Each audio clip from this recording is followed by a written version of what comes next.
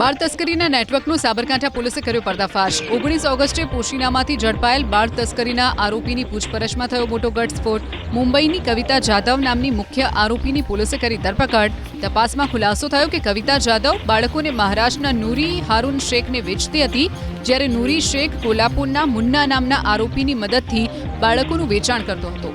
તપાસમાં બાળ તસ્કરીનું નેટવર્ક ગુજરાત, રાજસ્થાન અને મહારાષ્ટ્ર સુધી ફેલાયેલું હોવાનો ખુલાસો થયો છે।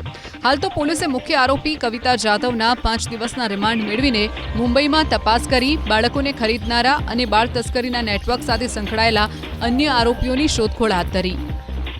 બાળ તસ્કરીના નેટવર્કનો સાબરકાંઠા પોલીસે કર્યો પર્દાફાશ। 19 ઓગસ્ટે પોશીનામાંથી ઝડપાયેલ બાળ તસ્કરીના આરોપીની પૂછપરછમાં થયો મોટો ઘટસ્ફોટ। મુંબઈની કવિતા જાધવ નામની મુખ્ય આરોપીની પોલીસે કરી ધરપકડ।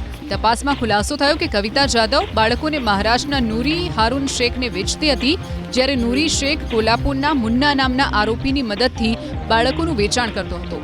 તપાસમાં બાળ તસ્કરીનું નેટવર્ક ગુજરાત, રાજસ્થાન અને મહારાષ્ટ્ર સુધી ફેલાયેલું હોવાનો ખુલાસો થયો છે। હાલ તો પોલીસે મુખ્ય આરોપી કવિતા જાધવના 5 દિવસના રિમાન્ડ મેળવીને મુંબઈમાં તપાસ કરી બાળકોને ખરીદનારા અને બાળ તસ્કરીના નેટવર્ક સાથે સંકળાયેલા અન્ય આરોપીઓની શોધખોળ હાથ ધરી।